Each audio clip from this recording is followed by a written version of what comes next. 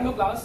आप लोगों ने अभी तक जो सॉल्यूशन चैप्टर था क्लास 12th में, उनमें से जितने भी टॉपिक पढ़े हैं उनमें से जो सबसे मोस्ट इंपॉर्टेंट टॉपिक आपके बोर्ड के पॉइंट ऑफ व्यू से है दैट इज कॉलिगेटिव प्रॉपर्टी। हम लोगों ने लास्ट क्लास में बहुत अच्छे से ये समझा और जाना कि कॉलिगेटिव प्रॉपर्टी होता क्या है। आपने ये समझा कि कॉलिगेटिव प्रॉपर्टीज ऐसी प्रॉपर्टीज होती हैं किसी भी आइडियल सॉल्यूशन की जो केवल नंबर ऑफ सॉल्यूट पार्टिकल पे डिपेंड करती हैं, ना कि उनके नेचर पर। Colligative property can be defined as those property of the ideal solution और dilute solution which depend only on the number of solute particle, not on its nature. ये चीज पढ़ने के बाद आपने ये भी जाना कि चार तरीके की 4 कॉलिगेटिव प्रॉपर्टी आपके सिलेबस में है। इन 4 कॉलिगेटिव प्रॉपर्टी में पहला तो आप लोगों ने relative lowering in vapour pressure, दूसरा आपने पढ़ा था एलिवेशन इन बॉइलिंग पॉइंट, तीसरा आपने पढ़ा था डिप्रेशन इन फ्रीजिंग पॉइंट और आपका ऑस्मोटिक प्रेशर। इन 4 कॉलिगेटिव प्रॉपर्टी के नेम मैंने आपके साथ डिस्कस किए थे, जिसमें से आपने relative lowering in vapour pressure को ब्रीफली इसको चीजों को समझा। उससे रिलेटेड जो न्यूमेरिकल और कॉन्सेप्चुअल क्वेश्चन जो डील होता है, न्यूमेरिकल और थ्योरेटिकल अप्रोच दोनों को आप लोगों आपने डील किया। अब मेरे सामने उन्हीं क्रम में एक नई कॉलिगेटिव प्रॉपर्टी जो अभी आपको पढ़ना है that is elevation in boiling point. Clear? चलिए शुरुआत करते हैं। अच्छा, जैसे कि मेरा प्यारा बेटा आप लोगों को ये हेडिंग से ही पता चल रहा है। क्या हेडिंग है?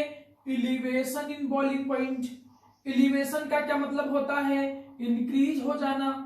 और किस चीज का इंक्रीज हो जाना? बॉइलिंग पॉइंट का इंक्रीज हो जाना, कि बॉइलिंग पॉइंट बढ़ जाता है। अब पहले तो हम इसकी हेडिंग को ही समझने की कोशिश करेंगे। Relative lowering in vapour pressure में आप समझे थे ये जो वेपर प्रेशर में कमी होती थी वो क्यों होती थी? क्योंकि आप नॉन वोलाटाइल सॉल्यूट को ऐड करते थे। यहां पर भी वही है। यहां पर भी क्या है? सेंटेंस लगभग वैसा ही। क्या है? As we add. जैसे क्या करते हो आप? ऐड करते हो। एज वी ऐड, क्या ऐड करते हो मेरा प्यारा बच्चा? Non volatile solute.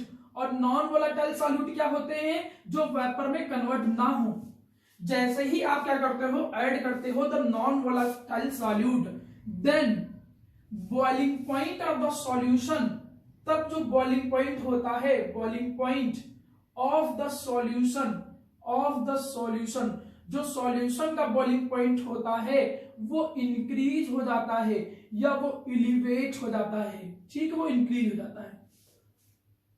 मतलब जो सीधा सा सेंटेंस कहता है, सेंटेंस ये कहता है कि तुम किसी भी लिक्विड या सॉल्वेंट के अंदर जैसे ही नॉन वोलाटाइल सॉल्यूट को ऐड करोगे तो नॉन वोलाटाइल सॉल्यूट के ऐड करने पे उसका बॉइलिंग पॉइंट ज्यादा हो जाएगा।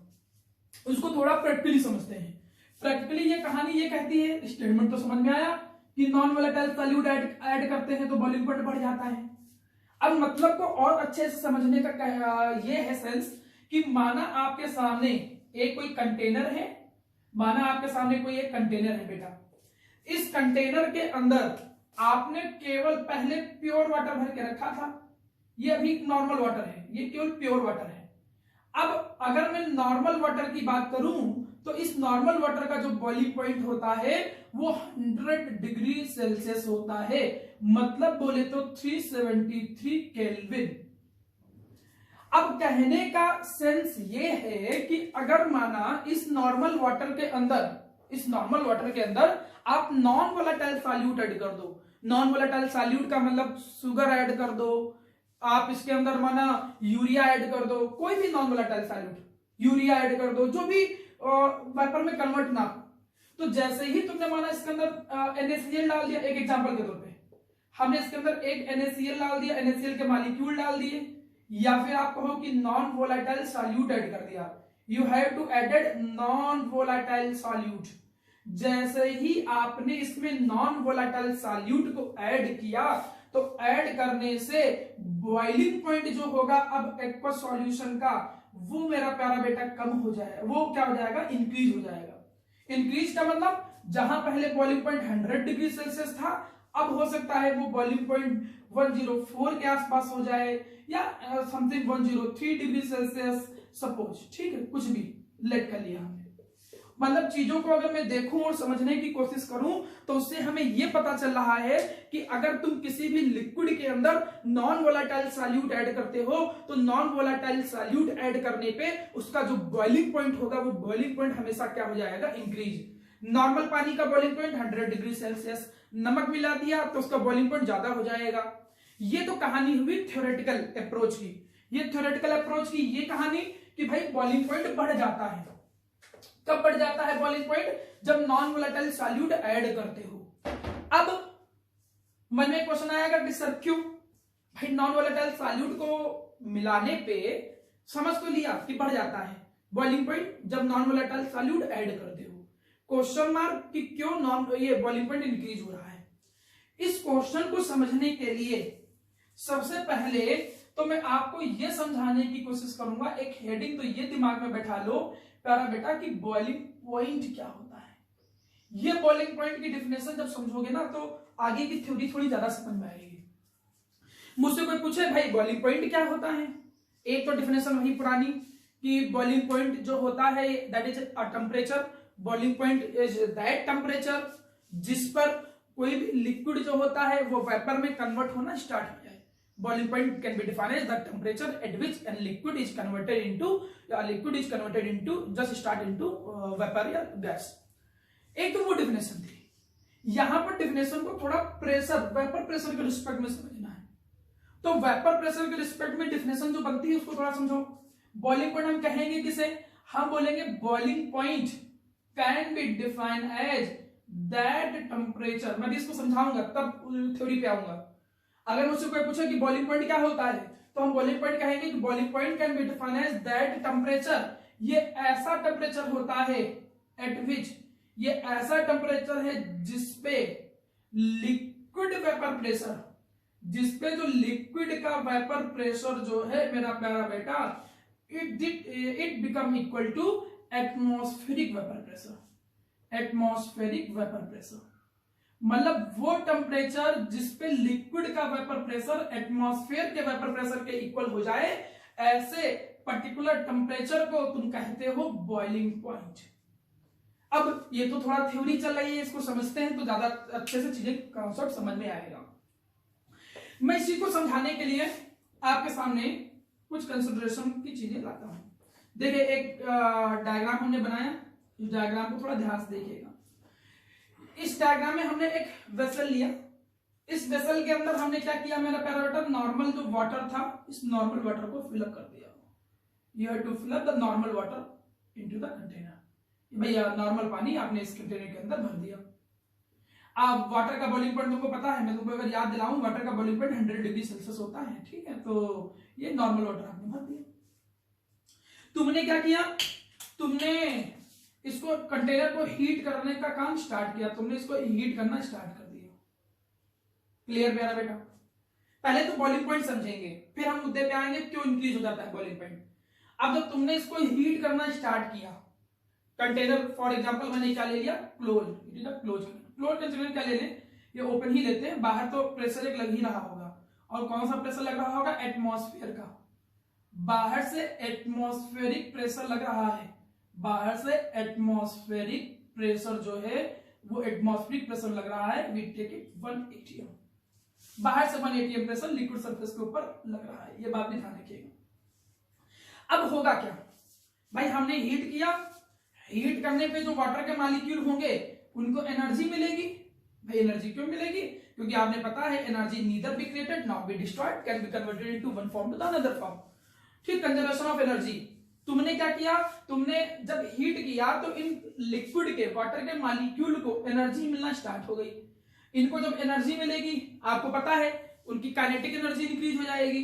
काइनेटिक एनर्जी इंक्रीज होने का मतलब ये रैंडमली मूवमेंट करने की कोशिश करेंगे, और रैंडमली मूवमेंट करने की कोशिश में ये कोशिश करेंगे कि सरफेस को बाहर छोड़कर निकल जाए, ये बाहर निकलने की भी कोशिश करेंगे। अब जो लिक्विड के मॉलिक्यूल, सुनिएगा बेटा, ये लिक्विड के मॉलिक्यूल अंदर से जो सरफेस पे प्रेशर लगा रहे हैं, लिक्विड के मॉलिक्यूल अंदर से जो प्रेशर क्रिएट कर रहे हैं उसे मैं बोलूंगा लिक्विड का वेपर प्रेशर। एक एग्जांपल के तौर पे तुमने जब हीट किया और हमने माना कि टेम्परेचर भाई 20 डिग्री सेल्सियस पहुंचा था, और उस समय जो लिक्विड का प्रेशर है वो कितना क्रिएट हुआ, 0.3 atm क्रिएट हुआ। तो क्या ये मॉलिक्यूल बाहर निकल पाएंगे? बिल्कुल नहीं निकल पाएंगे। कोशिश तो बहुत करेंगे हम निकल जाए, लेकिन निकल थोड़ी पाएंगे। क्यों नहीं निकल पाएंगे? क्योंकि ऊपर से 1 atm का प्रेशर लग रहा है और अंदर से 0.3 atm। फिर भाई टेम्परेचर हमने और बढ़ाया, जब टेम्परेचर और बढ़ा के हम इसको ले गए फॉर एग्जांपल 60 डिग्री सेल्सियस के आसपास। अब जब टेम्परेचर 60 डिग्री, ये देखिए डेफिनेशन बड़े काम आएगी, 11th क्लास में भी ये मैंने पढ़ाया था। तो जब टेम्परेचर 60 डिग्री सेल्सियस के आसपास ले गए, अब और एनर्जी अंदर के मॉलिक्यूल की एनर्जी जब और ज्यादा, तो वो और ज्यादा लिक्विड अंदर से प्रेशर क्रिएट करेगा। जब लिक्विड अंदर से और प्रेशर क्रिएट करेगा, हमने फॉर एग्जांपल कहा 0.8 atm, वो कितना प्रेशर क्रिएट किया अंदर से, 0.8 atm। अब भी स्टिल इस समय भी जो लिक्विड के मॉलिक्यूल हैं ये अभी भी सरफेस को छोड़ के बाहर नहीं निकल पाएंगे। क्यों नहीं निकल पाएंगे? क्योंकि जो लिक्विड अंदर से प्रेशर क्रिएट कर रहा है इस समय वो 0.8 atm है, लेकिन अभी ऊपर से कितना प्रेशर लग रहा है, 1 atm। तो क्या वो निकल पाएंगे? बिल्कुल नहीं निकल पाएंगे। निकल कब पाएंगे? जब अंदर का प्रेशर 1 atm से ज्यादा या इक्वल हो जाए। फिर उस कंडीशन पे जब हम और हीट करते हैं तो एक टेम्परेचर आता है मेरा प्यारा बेटा, एक टेम्परेचर ऐसा आता है जिस पर लिक्विड का जो वेपर प्रेशर है, ध्यान दीजिएगा, जिस पे लिक्विड का जो अंदर का वेपर प्रेशर है वो अब 1 atm के बराबर हो गया। जैसे बराबर हुआ फिर तो भाई बराबर की बात होगा ना, फिर थोड़ी सुनेंगे मॉलिक्यूल, वो तुरंत सरफेस को बाहर छोड़ के जाने की कोशिश स्टार्ट कर देंगे। तो तुमने क्या समझा कि वो टेम्परेचर इन टेम्परेचरों पे लिक्विड का वेपर प्रेशर एटमॉस्फेयर के बराबर नहीं था। वो टेम्परेचर एट विच लिक्विड का जो वेपर प्रेशर होता है वो एटमॉस्फेयर के वेपर प्रेशर के इक्वल हो जाए, उस टेम्परेचर को तुम एक नाम देते हो, that is known as boiling point. Clear है? अब मुझको या आपको इस बात को समझने में ज्यादा परेशानी नहीं है कि भाई बॉइलिंग पॉइंट क्या हुआ। मुझसे कोई पूछेगा कि बताओ बॉइलिंग पॉइंट क्या है, हम बोलेंगे बॉइलिंग पॉइंट एक ऐसा टेम्परेचर है जिसपे लिक्विड का वेपर प्रेशर, अभी मैं स्टार्ट करूं बेटा मेरा बच्चा, हम लोगों ने अभी तक बॉइलिंग पॉइंट की जो डिफिनेशन थी वो बॉइलिंग पॉइंट की डिफिनेशन तो समझ में आ गया हम लोगों को बॉइलिंग पॉइंट में ये समझ में आया कि बॉइलिंग पॉइंट जो होता है ये एक ऐसा टेम्परेचर है जिसपे लिक्विड का जो वेपर प्रेशर होता है वो एटमॉस्फेयर के वेपर प्रेशर के क्या हो जाता है, इक्वल। अब इतनी चीज समझ लेने के बाद जब हम लोगों को बॉइलिंग पॉइंट की डिफिनेशन समझ में आ गई, तो अब हम मेन कॉन्सेप्ट समझने जा रहे हैं जो ये यहाँ पर हमने लाइन लिखी है। क्या हमने लाइन लिखी है? एलिवेशन इन बॉइलिंग पॉइंट का मतलब क्या है कि अगर तुम किसी भी लिक्विड के अंदर नॉन वोलाटाइल सॉल्यूट ऐड कर देते हो, सुनिएगा, अगर तुम किसी लिक्विड के अंदर नॉन वोलाटाइल सॉल्यूट ऐड कर देते हो तो बॉइलिंग पॉइंट बढ़ जाता है। इसको समझने की जरूरत है। अब हम लोग ये समझेंगे कि बॉइलिंग पॉइंट क्यों बढ़ गया, ये थोड़ा सा हम लोग समझेंगे। इसको समझाने के लिए मैं थोड़ा सा एक वर्क करता हूं, यहां पर थोड़ा ध्यान दीजिएगा। मैंने कहा था कि जब टेम्परेचर 100 डिग्री सेल्सियस था, यही तो समझाया था कि भाई जब तुम हीट कर रहे थे और हीट करने पे जब टेम्परेचर की वैल्यू 100 डिग्री सेल्सियस पहुंची थी, जो कि वाटर का बॉइलिंग पॉइंट है, उस समय लिक्विड का जो वेपर प्रेशर था, उस समय जो लिक्विड का वेपर प्रेशर था अंदर से वो कितना लग रहा था, 1 atm, और किसके, एटमॉस्फेरिक प्रेशर के इक्वल हो गया था। ये चीज समझ में आई थी। अब एक बात समझो जिससे तुमको समझ में आएगा बॉइलिंग पॉइंट बढ़ेगा क्यों। हमने क्या किया, हमने नॉन वोलाटाइल सॉल्यूट ऐड कर दिया। हमने क्या कर दिया मेरा बच्चा, नॉन वोलाटाइल सॉल्यूट ऐड किया। यहां पर ये क्या है, इसको हमने नाम दिया नॉन वोलाटाइल सॉल्यूट। अब मैंने आपसे कहा क्या, हमने ये कहा कि इफ यू ऐड, जब आप क्या करते हो मेरा प्यारा बच्चा, ऐड करते हो, क्या ऐड करते हो, नॉन वोलाटाइल सॉल्यूट को ऐड करते हो। अच्छा, नॉन वोलाटाइल सॉल्यूट ऐड कर दिया तो उससे सर हुआ क्या, आपने इससे पहले वाले लेक्चर्स में पढ़ा था, क्या पढ़ा था कि नॉन वोलाटाइल सॉल्यूट को ऐड करोगे, उससे जो लिक्विड का वेपर प्रेशर होगा, जो लिक्विड का वेपर प्रेशर होगा, वो लिक्विड का वेपर प्रेशर क्या हो जाएगा, कम। मतलब जैसे ही तुमने क्या किया, ये नॉन वोलेटाइल सॉल्यूट ऐड किया ना, तो इस टेम्परेचर पे जहां पर लिक्विड का वेपर प्रेशर 1 atm हो जा रहा था, अब 1 atm नहीं होगा, अब उससे उसका वेपर प्रेशर कम हो जाएगा, क्योंकि पहली क्लास में पढ़ा है लोअरिंग इन वेपर प्रेशर में। मतलब तुम नॉन वोलेटाइल सॉल्यूट ऐड कर दोगे तो भले तुम टेम्परेचर 100 डिग्री सेल्सियस कर लो, लेकिन लिक्विड का वेपर प्रेशर 1 atm नहीं होगा। हो सकता है लेट सपोज कि ये कितना वेपर प्रेशर हो जाए, 0.9 atm। अगर ये 0.9 atm है एक एग्जांपल के तौर पे इस टेम्परेचर पर, तो क्या इस टेम्परेचर पे बॉईल करेगा लिक्विड? बिल्कुल नहीं बॉईल करेगा। बॉईल तो तब करता है ना जब वो एटमॉस्फेयर के प्रेशर के बराबर होता है। तो होगा क्या फिर अब एटमॉस्फेयर के बराबर करने के लिए आपको एक्स्ट्रा हीट करना पड़ेगा। एक्स्ट्रा हीट करने का मतलब हो सकता है कि 104 डिग्री सेल्सियस जब पहुंचोगे तब जाके वो 1 atm के बराबर आए। तो जब 104 पे पहुंचे तो बॉइलिंग पॉइंट अब 100 से कितना बढ़ गया, 104 बढ़ गया। मतलब तुमको क्या समझ में आना चाहिए मेरा बेटा, तुमको ये समझ में आना चाहिए कि जब तुम नॉन वोलेटाइल सॉल्यूट को ऐड करते हो तो उससे लिक्विड का वेपर प्रेशर कम हो जाता है। लिक्विड का वेपर प्रेशर कम हो जाएगा तो इसका मतलब क्या हो गया, इट मींस, इसका मतलब क्या हो गया मेरा बच्चा, इसका मतलब ये हो गया वी शुड हीट मोर। हमको क्या, वी शुड हीट मोर, हमको क्या करना पड़ेगा, अब ज्यादा हीट करना पड़ेगा। किस लिए ज्यादा हीट करना पड़ेगा? टू मेक, क्या करने के लिए, to make liquid vapour pressure, liquid का जो वेपर प्रेशर है उसको इक्वल करने के लिए, इसके equal to atmospheric vapour pressure. अब लिक्विड का जो वेपर प्रेशर है उसको एटमॉस्फेरिक वेपर प्रेशर के इक्वल करने के लिए, भाई जब तक बराबर नहीं करोगे तो वेपर में कन्वर्ट नहीं होगा। तो लिक्विड का वेपर प्रेशर एटमॉस्फेयर के वेपर प्रेशर के इक्वल करने के लिए तुमको अब ज्यादा हीट करना पड़ेगा। ज्यादा हीट का मतलब एट मोर टेम्परेचर, ज्यादा टेम्परेचर तक हीट करना पड़ेगा। इससे क्या बात निकल के आ रही है, इससे ये बात निकल के आ रही है कि जो बॉइलिंग पॉइंट होगा वो क्या हो जाएगा, एलिवेट हो जाएगा, या बॉइलिंग पॉइंट में एलिवेशन हो जाएगा। बात समझ में आनी चाहिए सही तरीके से। क्या हमने आपसे कहा, यहां पर चीजें देखो कैसे लिखी हैं, क्यों बॉइलिंग पॉइंट बढ़ गया। हमने समझाया कि तुमने नॉन वोलेटाइल सॉल्यूट ऐड कर दिया, नॉन वोलेटाइल सॉल्यूट के ऐड करने पे हुआ क्या कि वेपर प्रेशर लिक्विड का कम हो गया, अब पहले बराबर नहीं आ पा रहा है 100 पे भी। तो जब लिक्विड का वेपर प्रेशर कम हो जाएगा तो अब एटमॉस्फेयर के बराबर वेपर प्रेशर बनाने के लिए लिक्विड को तुम्हें ज्यादा हीट करना पड़ेगा। ज्यादा हीट का मतलब ज्यादा टेम्परेचर पर, ज्यादा टेम्परेचर का मतलब ऑब्वियसली बात है बॉइलिंग पॉइंट बढ़ गया। तो इससे हमको ये पता चल गया, अभी इस चीज को थोड़ा रफ कर दे रहा हूं, इससे मुझको ये पता चल गया मेरा प्यारा बेटा कि अगर तुम नॉन वोलेटाइल सॉल्यूट को ऐड करते हो किसी भी लिक्विड के अंदर तो उस लिक्विड का जो बॉइलिंग पॉइंट होता है वो बॉइलिंग पॉइंट इंक्रीज हो जाता है। और यही जो इंक्रीमेंट इन बॉइलिंग पॉइंट है, इसी इंक्रीमेंट इन बॉइलिंग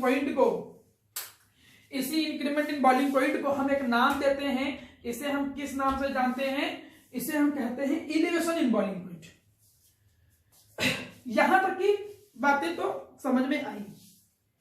अब ये जो बॉइलिंग पॉइंट इंक्रीज हुआ है, सुनिएगा, अब अगर मैं इसकी मैथमेटिकल अप्रोच पर जाऊं, कि भाई मैथमेटिकल अप्रोच क्या है इसकी, तो मैथमेटिकल अप्रोच में ये कहानी निकल के आती है कि जो बॉइलिंग पॉइंट में एलिवेशन हुआ है, मतलब जो बॉइलिंग पॉइंट में इंक्रीमेंट आया है, जो बॉइलिंग पॉइंट इंक्रीज हुआ है, वो बॉइलिंग पॉइंट उस सॉल्यूशन की मोलालिटी के डायरेक्टली प्रोपोर्शनल होता है। ये बात समझ लो मेरा बच्चा। मतलब ये जो बॉइलिंग पॉइंट है, जो ये बॉइलिंग पॉइंट इंक्रीज होके आया है, ये बॉइलिंग पॉइंट जो इंक्रीज होके आया है वो मोलालिटी के डायरेक्टली प्रोपोर्शनल होता है। मतलब क्या बात निकल के आ रही है कि जितना ज्यादा मोलल सॉल्यूशन होगा, जितनी ज्यादा मोलालिटी होगी, उसमें बॉइलिंग पॉइंट ज्यादा इंक्रीज होगा। तुमने ज्यादा कंसंट्रेटेड, ज्यादा नमक मिला दिया तो बॉइलिंग पॉइंट में एलिवेशन भी ज्यादा होगा। रेफरेंस में या बुक्स में जनरली यहीं से लिखा होता है, आपको यहीं से लिखा मिलेगा कंटेंट, लेकिन मैं आपको इसको थोड़ा सा हल्का सा ड्राइव करके बता दे रहा हूं कि ये आया कहां से। कोई रिक्वायरमेंट नहीं है, मैं इसको थोड़ा सा लिटिल बिट आपको हल्का सा यहां पर इसको ड्राइव कर दे रहा हूं, ठीक है। चलिए क्यों, कैसे निकला? एक बात समझ लो कि जो वेपर प्रेशर होता है वो प्रोपोर्शनल होता है बॉइलिंग पॉइंट के। गलत तो नहीं बोला? मतलब जितना वेपर प्रेशर में प्रोपोर्शनल मतलब इक्विवेलेंट, एक तरीके से आप कह सकते हो इक्विवेलेंट।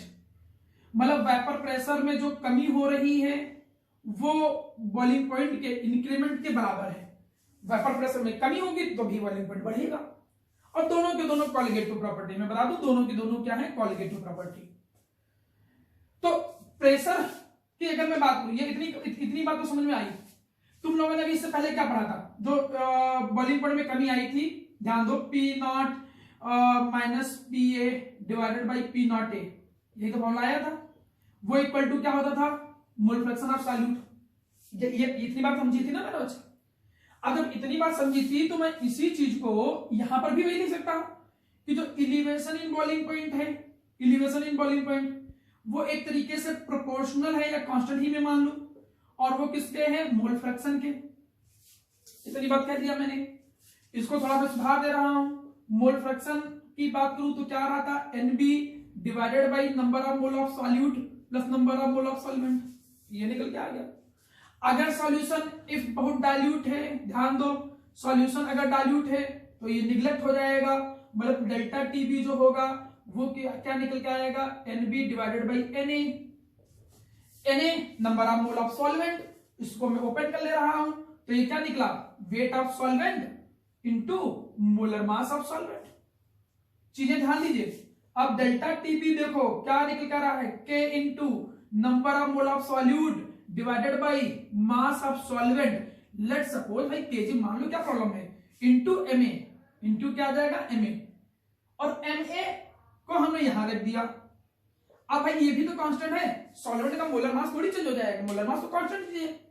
इन दोनों को मैं क्या मानूं? एक कांस्टेंट है, ये दोनों के दोनों कांस्टेंट है, और ये इतनी चीज जो है होती है ये मोलैलिटी के इक्वल है।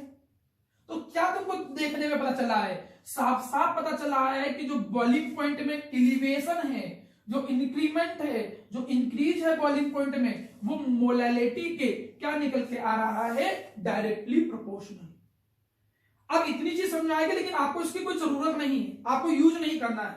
चलिए इतनी चीज समझिए तो मैं आगे के कंटेंट को आपको समझाता हूं, ठीक है? जल्दी देखिए। अब इतनी चीज बेटा जब तुम लोगों को समझ में आ गई तो मैं ये जो ड्राइव कराया हूं उसकी कोई जरूरत नहीं पड़ती तुम्हें कि भाई जो एलिवेशन इन बॉइलिंग पॉइंट होता है वो मोलैलिटी के डायरेक्टली प्रोपोर्शनल क्यों है, समझा तो दिया, लेकिन कोई जरूरत नहीं पड़ेगी। बोर्ड लेवल में कोई रिक्वायरमेंट नहीं होती है तो आपको उसको छोड़ देना दिमाग से। बस सीधे इतना समझो, ये कहानी यहां तक है। अब आप लोगों को बहुत अच्छे से पता है कि जैसे ही डायरेक्टली प्रोपोर्शनल साइन हटता है मेरा प्यारा बेटा, वैसे ही यहां पर एक कांस्टेंट आता है, और इस कांस्टेंट को हम लोगों ने यहां पर केबी के रूप में एक्सप्रेस किया। अब ये जो केबी है, ध्यान देना, ये काम की चीज है। ये केबी जो होता है इसे हम जानते हैं किस नाम से मेरा प्यारा बेटा? Molal elevation constant. इसे कहते हैं मोलल इलिवेशन कांस्टेंट, या फिर इसका नाम एक और है, इसे हम जानते हैं इबिलियोस्कोपिक कांस्टेंट के नाम से। इबिलियोस्कोपिक कांस्टेंट के नाम से ये दोनों नाम यूज होते हैं बुक्स में, और दोनों नाम से ये पूछा जा सकता है। अब मैं तुमको बता दूं, कभी कभी ये जो इबिलियोस्कोपिक कांस्टेंट है या मोलल एलिवेशन कांस्टेंट है, इसकी डिफिनेशन बोर्ड में एक नंबर में आ जाता है इन 1 मार्क्स। तो डिफिनेशन पे आते हैं, इसकी भाई डिफिनेशन समझ लेते हैं कि मोलल एलिवेशन कांस्टेंट क्या होता है। एक बात मेरा प्यारा बेटा बहुत अच्छे से दिमाग में बैठा लो, ये केवल यहां पर ही नहीं कहीं पर भी, क्योंकि ये डिफिनेशन किसको मैं डिफाइन करने जा रहा हूं? ये डिफिनेशन में कांस्टेंट की बताने जा रहा हूं, चाहे वो फिजिक्स हो चाहे वो केमिस्ट्री हो। अगर किसी कांस्टेंट की डिफिनेशन आए तो सबसे अच्छा तरीका क्या होता है?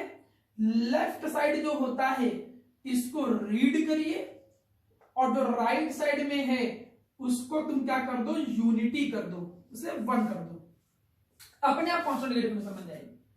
तो अगर मैं मोलर एलिवेशन कांस्टेंट की डिफिनेशन बनाऊं क्या डेफिनेशन बनी, मैंने क्या समझाया, इसको पढ़िए। You have to read the term which is written into the left side. तो लेफ्ट साइड में क्या टर्म लिखा है, पहले तो मैं इसको डिफाइन कर दे रहा हूं। It can be define as, it can be define as, ठीक, इसको कैसे डिफाइन करेंगे, क्या मैंने बताया, लेफ्ट साइड को रीड करिए। क्या है left side, elevation in boiling point. तो क्या हो जाएगा, it can be define as क्या, elevation in boiling point. It can be define as the elevation in boiling point. Boiling point में कितना एलिवेशन हुआ, एलिवेशन इन बॉइलिंग पॉइंट। और right side को 1 करो। 1 का मतलब ये है क्या, मोलालिटी। और मोलालिटी को जब 1 करोगे तो क्या बोलोगे, 1 मोलर सॉल्यूशन। तो ऑफ 1 मोलर सॉल्यूशन बन गई डेफिनेशन, आराम से आती है ये मेरा बच्चा 1 नंबर में। ये 1 मोलर सॉल्यूशन 1 नंबर में डेफिनेशन आ जाता है एग्जाम में। तो इसको बिल्कुल ऐसा नहीं कि छोड़ के जाइएगा, ध्यान समझिए। अब मोलर कांस्टेंट की डेफिनेशन समझ में आ गई। मोलर कांस्टेंट क्या होता है, कांस्टेंट की डेफिनेशन आई, इधर रीड किया, इधर 1 बोला। तो मोलर एलिवेशन कांस्टेंट की डेफिनेशन क्या होगी, it can be defined as the elevation in boiling point किसका, ऑफ 1 मोलर सॉल्यूशन। जब इतनी बात तुम लोगों को समझ में आई तो बेटा चलते हैं इसकी न्यूमेरिकल अप्रोच पे। न्यूमेरिकल अप्रोच का सर क्या मतलब, आपको मैंने पहले ही बताया था, तो वैसे तो फॉर्मूला आ ही गया है, लेकिन मैंने पहले ही बताया था कि कोलिगेटिव प्रॉपर्टी का बेसिक काम क्या है, कि तुम्हें ऑब्जर्व्ड मोलर मास निकालना है। किसका, सॉल्यूट का। सॉल्यूट का मोलर मास आपको फाइंड आउट करना है। तो आपको करना क्या है भाई, फॉर्मूले को ओपन कर दो। फॉर्मूले को ओपन किया तो क्या निकल के आया, देखो देखो बोर्ड पे देखो सभी लोग। तो क्या निकल के आया, delta TB elevation in boiling point किसके इक्वल है, केबी। मोलालिटी का फॉर्मूला पहले ही पढ़ाया था, क्या, WB into 1000 divided by MB into क्या निकल के आया था, WA इन ग्राम। यही तो फॉर्मूला आया था मोलालिटी का। अब आपको मेरा प्यारा बेटा ये बात दिमाग में रखनी है कि न्यूमेरिकल के लिए फॉर्मूला इस तरीके से यूज होता है। मतलब मैं MB को फाइंड आउट करूं, क्वेश्चन आ भी सकता है, ऐसे आ सकता है कि डिराइव द एक्सप्रेशन, क्या कहेगा, डिराइव द एक्सप्रेशन। आता नहीं है लेकिन पूछ भी सकता है डेरिवेशन। कहेगा derive the expression for the observed molar mass of solute by the help of elevation in boiling point. Elevation in boiling point की मदद से ये ऑब्जर्व्ड मोलर मास निकालो सॉल्यूट का। तो निकल क्या है, MB बराबर क्या निकलेगा, बाकी सारी चीज उधर चली जाएगी, क्या जाएगा, डेल्टा टीबी, सही ना, बाकी चीज उधर भेज दो। तो बाकी चीजों में MB उधर चला गया, तो क्या आ गया, KB into WB into 1000 divided by क्या जाएगा, डेल्टा TB इक्वल टू क्या जाएगा, WA इन ग्राम। देखो मेरा प्यारा बेटा, ये आपके सामने ऑब्जर्व्ड मोलर मास जो है सॉल्यूट का, observed molar mass, observed molar mass जो है, और किसका, सॉल्यूट का। ये सॉल्यूट का जो ऑब्जर्व्ड मोलर मास है ये निकल के आ गया। अब इसमें जितने भी टर्म्स हैं, सारे टर्म्स का मतलब बता भी चुका हूं, लेकिन तब भी आपको पता होना चाहिए। देखो क्या क्या, केबी क्या होता है, मोलर एलिवेशन कांस्टेंट। केबी क्या होता है, मोलर एलिवेशन कांस्टेंट। डब्ल्यू क्या होता है, मास या फिर मेरा बच्चा क्या, वेट। किसका मास या वेट, सॉल्यूट का। डेल्टा टीबी क्या है, elevation in boiling point, elevation in boiling point. ये WA क्या है, mass of solvent, mass of solvent. फॉर्मूले को याद रखो। और MB क्या होता है, molar mass of solute, molar mass of solute. अब तुम्हें करना क्या है, फॉर्मूला याद रखना है। और फॉर्मूला में भी क्या, फॉर्मूला ये याद रखना है, delta T B equal to K B into M. Molality formula पहले याद किया था, तो पूरा फॉर्मूला क्या आ गया, delta T B equal to K B into WB into 1000 divided by MB into WA in gram. जब इतनी चीज आपको समझ में आ गई तो इसका थोड़ा सा हल्का सा मैं ग्राफिकल अप्रोच समझा देता हूं, जो ग्राफिकल अप्रोच आपको बुक्स में मिलता है। देखिएगा ग्राफिकल अप्रोच में, ग्राफिकल अप्रोच में मेरा बच्चा है क्या, आपको बुक्स में कभी कभी एक ग्राफ ड्रॉ कर किया हुआ मिलेगा। ठीक, कभी कभी कहता है कि explain the molar elevation constant या elevation in boiling point by the graphical way. तो भाई ये हमने ड्रॉ किया ग्राफ एक। हम ये ग्राफ ड्रॉ कर रहे हैं किसके बीच में, ये ग्राफ हम ड्रॉ कर दे रहे हैं वेपर प्रेशर, ठीक है, ये ग्राफ हम ड्रॉ कर दे रहे हैं वेपर प्रेशर या केवल प्रेशर, वेपर प्रेशर या फिर केवल प्रेशर, ठीक। और यहां पर हमने क्या बेटा मेंशन किया, टेम्परेचर, वेपर प्रेशर, और यहां पर हमने क्या मेंशन किया, टेम्परेचर। तो ये ग्राफ कभी कभी समझने की जरूरत हमें पड़ जाती है। अब मेरा बच्चा एक ध्यान देना, एक चीज हमको बताओ, हमको ये बताओ कि भाई पिछले लेक्चर में पढ़ा है कि एक लिक्विड का वेपर प्रेशर ज्यादा होता है प्योर लिक्विड का, कि उसके अंदर जब तुम सॉल्यूट मिला देते हो तब प्रेशर ज्यादा होता है, मींस सॉल्यूशन का वेपर प्रेशर ज्यादा होता है कि सॉल्वेंट का। तो ऑब्वियस सी बात है, आप क्या बोलोगे कि सर सॉल्वेंट का एट अ पर्टिकुलर टेम्परेचर, ठीक। आप क्या बोलोगे कि सॉल्वेंट का वेपर प्रेशर सर ज्यादा होता है। मैं पूछूंगा क्यों, आप कहोगे सर इसलिए क्योंकि सॉल्यूट के मिला देने पे, नॉन वोलेटाइल सॉल्यूट, सॉल्यूट के मिला देने पे वेपर प्रेशर कम हो जा रहा था। तो दो ग्राफ में अगर ड्रॉ करने की कोशिश करूं, एक सॉल्यूट और एक सॉल्वेंट, तो हमने कहा कि ये तो भाई हो गया, ये एक वेरिएशन हमने देखो यहां बनाया, ध्यान दीजिएगा, एक वेरिएशन हमने ये कहा, तो ये वेरिएशन हमने मेंशन किया किसका है, सॉल्वेंट का, ठीक। अब चूंकि आपको पता है सॉल्वेंट के कंपैरिजन में सॉल्यूशन का वेपर प्रेशर कम होता है, तो भैया देखो ये जो नीचे ग्राफ ड्रॉ कर रहा हूं मैं, ध्यान दीजिएगा, ये सॉल्वेंट का हो गया और ये किसका हो जाएगा मेरा प्यारा बेटा, ये जो नीचे भाई नीचे वेपर प्रेशर जो होगा इस सॉल्यूशन का। और तुमसे कोई पूछे क्यों, तो आपको तो पता ही है ना कि सॉल्यूशन का वेपर प्रेशर कम ही हो जाता है, क्योंकि नॉन वोलेटाइल सॉल्यूट मिलाते हो तो वेपर प्रेशर कम हो जाता है। तो सॉल्वेंट और सॉल्यूशन, सॉल्वेंट का वेपर प्रेशर ज्यादा होगा किसी भी टेम्परेचर पे और सॉल्यूशन का वेपर प्रेशर कम होगा, तो इसीलिए ग्राफ सॉल्वेंट का ऊपर है और सॉल्यूशन का नीचे है। बॉइलिंग पॉइंट के रिस्पेक्ट में, बॉइलिंग पॉइंट की डेफिनेशन याद करो, क्या होता था, ऐसा टेम्परेचर जिसपे लिक्विड का वेपर प्रेशर एटमॉस्फेयर के बराबर हो जाए। अब मैं इसे एक कंडीशन मान ले रहा हूं, मैंने कहा कि भैया ये हो गया एटमॉस्फेरिक प्रेशर, हमने माना कि ये क्या हो गया, एटमॉस्फेरिक प्रेशर। अब इस एटमॉस्फेरिक प्रेशर की कहानी समझिएगा बॉइलिंग पॉइंट के रिस्पेक्ट में।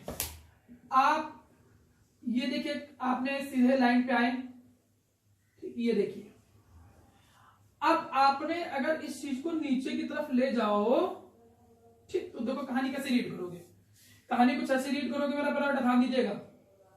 आप करते क्या हो, एक्स एक्सिस की वैल्यू वाई पे देखते हो, यही तो करते हो। तो यहां पर देखिएगा ये टेम्परेचर, सुनिएगा, वो टेम्परेचर जिसपे सॉल्वेंट का वेपर प्रेशर एटमॉस्फेरिक प्रेशर के इक्वल हो जाए, 1 atm की वैल्यू है, डेफिनेशन उसको क्या करना है, बॉइलिंग पॉइंट, बॉइलिंग पॉइंट तो कहते हैं। तो वो टेम्परेचर जिसपे किसका, सॉल्वेंट का वेपर प्रेशर किसके इक्वल हो जाए, एटमॉस्फेयर के, तो वो सॉल्वेंट का बॉइलिंग पॉइंट होगा। तो ये सॉल्वेंट के बॉइलिंग पॉइंट को हमने कैसे रिप्रेजेंट कर दिया, टीबी नॉट, सॉल्वेंट के बॉइलिंग पॉइंट को कैसे रिप्रेजेंट कर दिया, टीबी नॉट, ठीक। अब यहां पर क्या है मेरा प्यारा बेटा, तुमने देखा कि टीबी नॉट जो है वो सॉल्वेंट का वेपर, सॉल्वेंट का बॉइलिंग पॉइंट है। अब वो टेम्परेचर, फिर सुनिएगा चीजों को थोड़ा चेंज करता हूं, हमने कहा वो टेम्परेचर, अब वो टेम्परेचर जिसपे सॉल्यूशन का बॉइलिंग पॉइंट, वो टेम्परेचर जिसपे सॉल्यूशन का फिर सुनिए, वो टेम्परेचर जिसपे सॉल्यूशन का वेपर प्रेशर एटमॉस्फेयर के बराबर है, तो वो सॉल्यूशन का बॉइलिंग पॉइंट होगा। मैंने सॉल्यूशन के बॉइलिंग पॉइंट को किससे रिप्रेजेंट किया, टीबी से। अब दोनों टर्मों पे ध्यान दो, ये सॉल्वेंट का बॉइलिंग पॉइंट, ये सॉल्यूशन का बॉइलिंग पॉइंट।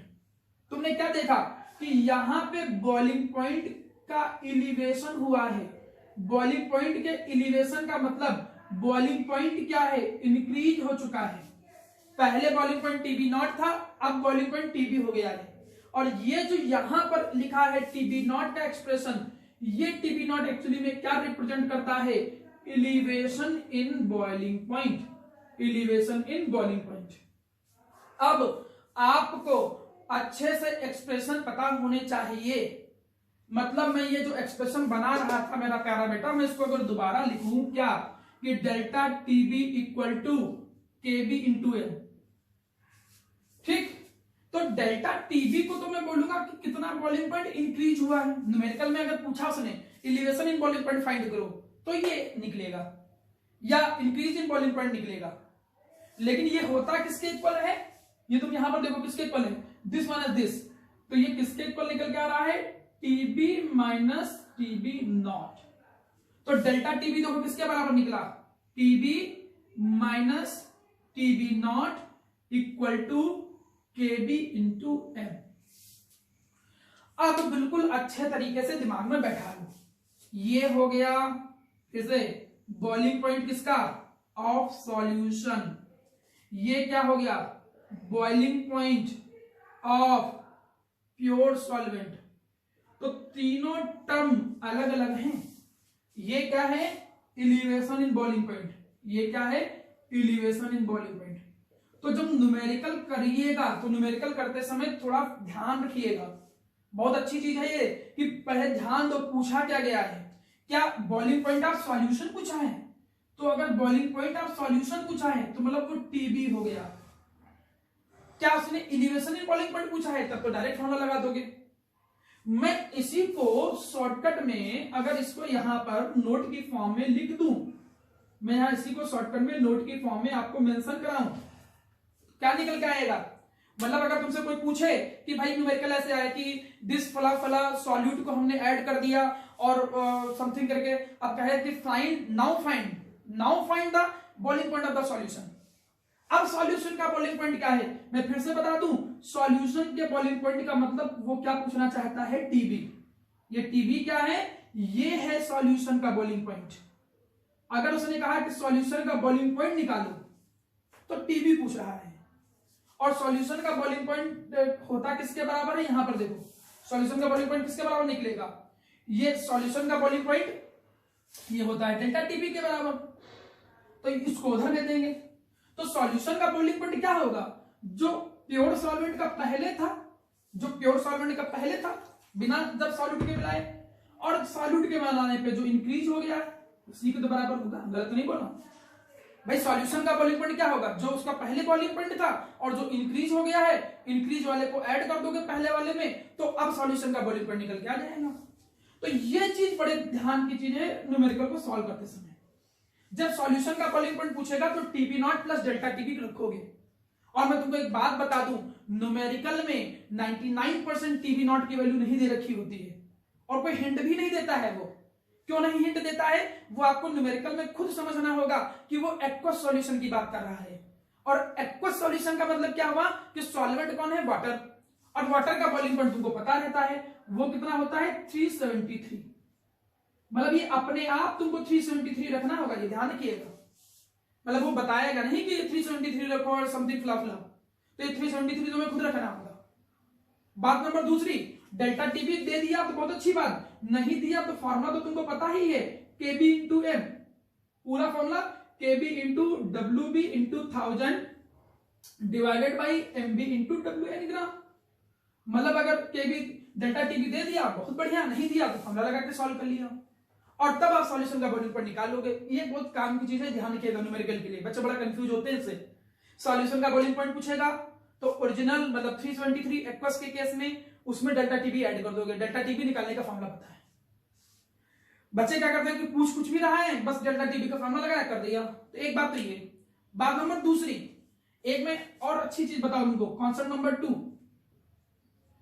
कॉन्सेप्ट नंबर 2 में ये समझ लो कि बॉइलिंग पॉइंट में अगर चेंज इन बॉइलिंग पॉइंट दे रखा है, माना डेल्टा टीबी दिया है, डेल्टा टीबी जो होता है वो डिग्री सेल्सियस एंड केल्विन दोनों में इक्वल ही होता है, ध्यान रखिएगा।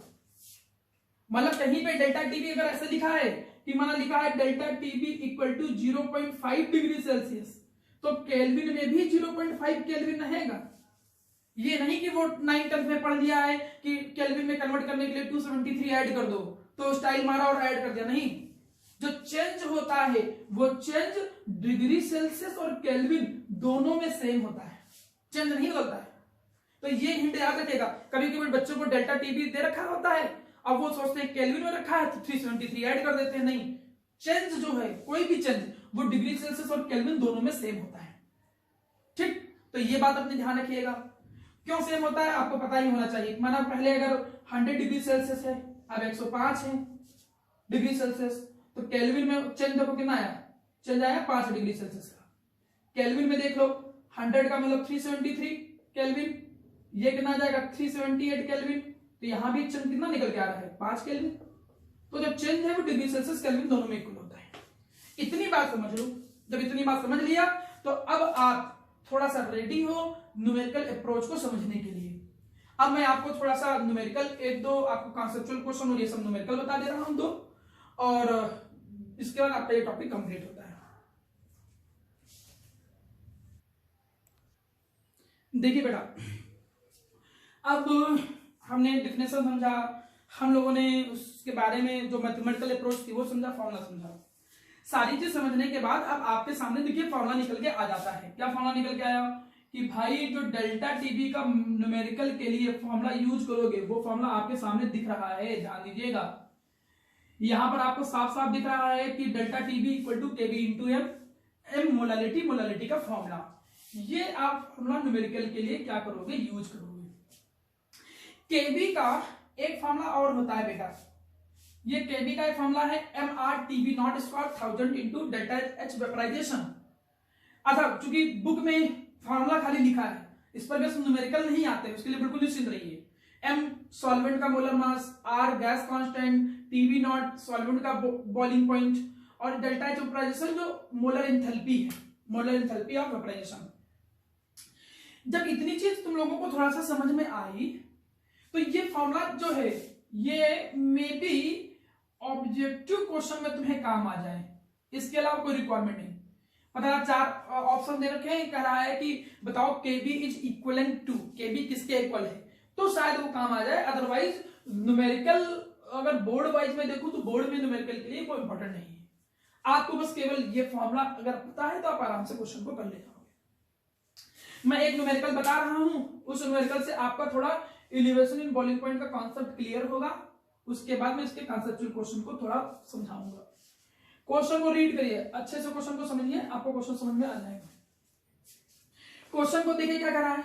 मैं हमेशा बोला हूं क्वेश्चन में सबसे पहले गिवन ढूंढ लिया करो, बिल्कुल क्वेश्चन आया नहीं आंखें बिल्कुल तुरंत गिवन को ढूंढने में लग जाए। गिवन में देखो है क्या, सॉल्यूट, सॉल्यूट कौन है, ग्लूकोज, और ये इसका क्या दे रखा है, मास। भाई सॉल्यूट है, सॉल्यूट का मास WB, तो WB दे रखा है, तुरंत लिख लिया। अब इसमें सबके मास को ऐड करोगे तो MB तो अपने आप ही आ जाएगा, कार्बन का 12, हाइड्रोजन का 1, ऑक्सीजन का 60, तो MB भी आ गया। देखो मोलर मास ऑफ सॉल्यूट भी तुरंत निकल के आ गया, that is you get 180 around. ठीक, आप ऐड करो 180 आ जाएगा। डिसॉल्व किसमें कर रहे हैं, इन दिस, मतलब ये सॉल्वेंट है, सॉल्वेंट का मास भी दे रखा है WA, कितना दे रखा है 1 kg, सब कुछ ग्राम में रख रहे हैं तो इसको भी ग्राम में रखें 1000 ग्राम। क्लियर। अब क्या है, क्या रहा है क्वेश्चन में ध्यान दो, कह रहा है किस टेम्परेचर पे अब वाटर बॉईल करेगा, अब कब कितने टेम्परेचर बॉईल करेगा। अब मींस मिला देने पे जो ग्लूकोज था, मतलब सॉल्यूशन का बॉइलिंग पॉइंट पूछ रहा है, मतलब डेल्टा टीबी नहीं पूछ रहा है, छोटी छोटी बातें ध्यान रखो। कह रहा है किस टेम्परेचर पे अब वाटर बॉईल करेगा, मतलब सॉल्यूशन का बॉइलिंग पॉइंट पूछ रहा है, मतलब पूछ क्या रहा है, वो टीबी पूछ रहा है। अच्छा, मैं फिर से बताया था, ये देखो क्या है, स्टैंडर्ड कंडीशन, और स्टैंडर्ड कंडीशन पे टीबी नॉट फिक्स होता है, नॉर्मल कंडीशन पे, स्टैंडर्ड कंडीशन पे टीबी नॉट फिक्स होता है। कितना होता है 373 केल्विन। मैंने पहले ही बोला था मेरा प्यारा बच्चा कि तुमको टीबी निकालना है, तो टीबी कैसे निकालोगे, you have to find out the boiling point of the solution. तो करना क्या होगा, जो टीबी नॉट होता है उसमें डेल्टा टीबी को ऐड कर दोगे। क्या परेशानी, डेल्टा टीबी निकालो। डेल्टा टीबी फॉर्मूला पढ़ ही चुके हो, क्या होता है फॉर्मूला, केबी इंटू क्या फॉर्मूला हो गया, WB into 1000 divided by MB into WA in ग्राम।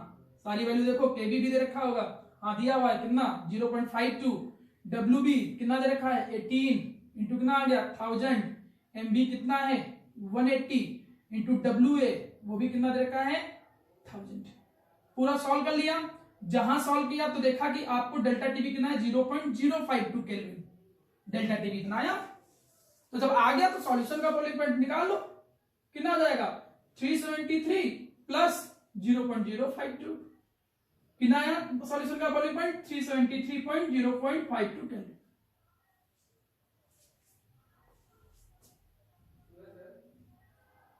चलो ये इतनी वैल्यू आ गई। अब इतनी जब वैल्यू आ गई तो अब इसका ये इतनी चीज ध्यान रखिएगा, न्यूमेरिकल बड़ा आसान होता है। अब मैं एक कंसेप्चुअल क्वेश्चन बताने के बाद इस टॉपिक को कंप्लीट करता हूं, ठीक है।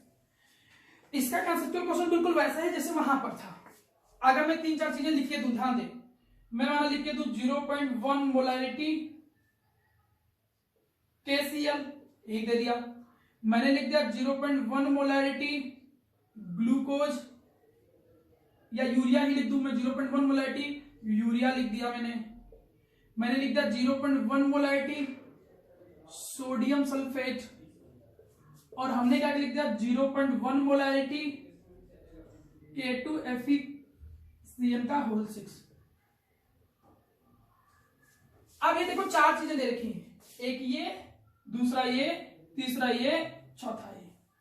मैं इसको लिख दे रहा हूं ये फर्स्ट, इसको मैं लिख दे रहा हूं ये सेकंड, मैं इसको लिख दे रहा हूं ये थर्ड, इसको मैं लिख दे रहा हूं फोर्थ। समझिएगा, यहां गलती करते हैं बच्चे। क्वेश्चन में माना उसने ये कहा अरेंज देम, कैसे, in increasing order of their boiling, increasing order of their. अब इनको इंक्रीजिंग ऑर्डर के अकॉर्डिंग अरेंज करना है। इसमें भी वो गेम कर देता है एग्जामिनर, कैसे, increasing order of their elevation in boiling point, elevation in boiling point, या फिर केवल boiling point of the solution. तो इसमें उतना ज्यादा वेरिएशन नहीं है, तो वो फ्रीजिंग पॉइंट में थोड़ा चेंज आ जाएगा, लेकिन यहां पे लगभग दोनों एक ही चीज हो गई। क्यों दोनों एक ही चीज हो गई? क्योंकि अगर किसी सॉल्यूशन में बॉइलिंग पॉइंट ज्यादा इंक्रीज होगा तो बॉइलिंग पॉइंट भी ज्यादा ही निकल के आएगा। भाई जैसा सबका पहले बॉइलिंग पॉइंट 100 है, एक का 100 है, दूसरे का 110 है, 5 का इंक्रीमेंट आया तो 105, ये 115, तो जिसमें या उसमें 8 का इंक्रीमेंट आया तो 118 हो गया। या दोनों को मैं समान हूं, इसका भी बॉइलिंग पॉइंट 100, इसका भी बॉइलिंग पॉइंट 100, एक में 5 का इंक्रीमेंट 105, इसमें 8 का इंक्रीमेंट 108, तो जिसमें इंक्रीमेंट ज्यादा है उसका बॉइलिंग पॉइंट भी ज्यादा है। तो ये दोनों लगभग सेम है, फ्रीजिंग पॉइंट में उल्टा हो जाता है, इसलिए मैं बता रहा हूं। तो अब अरेंज करना इंक्रीजिंग ऑर्डर के अकॉर्डिंग। पिछली क्लास में भी क्या समझा था, आपने पढ़ा था कि जो भाई इलिवेशन इन बॉइलिंग पॉइंट है, ये है क्या, ये एक कॉलिगेटिव प्रॉपर्टी है, यही तो पढ़ा था कि भाई ये क्या है, ये कॉलिगेटिव प्रॉपर्टी है। किस पे डिपेंड करती है? सीधे नंबर ऑफ सॉल्यूट पार्टिकल पे डिपेंड करती है, यही सिखाया था, याद करो। अब अगर नंबर ऑफ सॉल्यूट पार्टिकल पे डिपेंड करती है तो ये कितने में टूटेगा? देखो ये 2 में टूटेगा, K+Cl-, नो डिसोसिएट, नहीं टूटेगा। ये कितने में टूटेगा?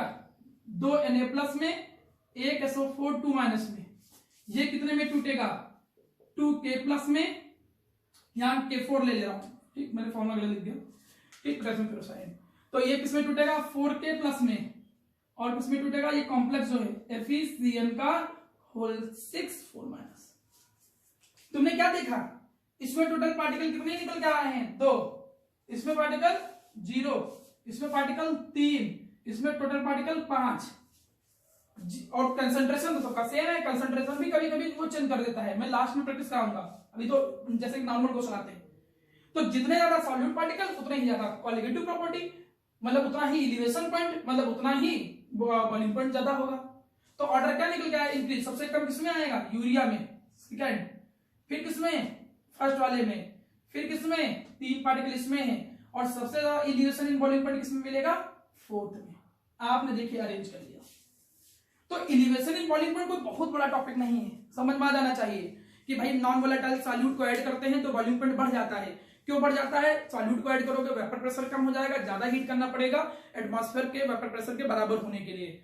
ये elevation in boiling point directly proportional to molality, Kb into m, K molar elevation constant, या फिर एक और नाम ebullioscopic constant. Definition elevation in boiling point of 1 molar solution, और न्यूमेरिकल अप्रोच भी मैंने सिखाई।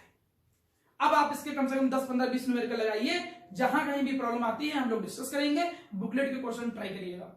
अब नेक्स्ट लेक्चर में हम लोग आपसे मिलेंगे एक नई कॉलिगेटिव प्रॉपर्टी के साथ, और वो कॉलिगेटिव प्रॉपर्टी होगी depression in freezing point, just opposite of that. Clear है मेरा प्यारा बेटा? Thank you.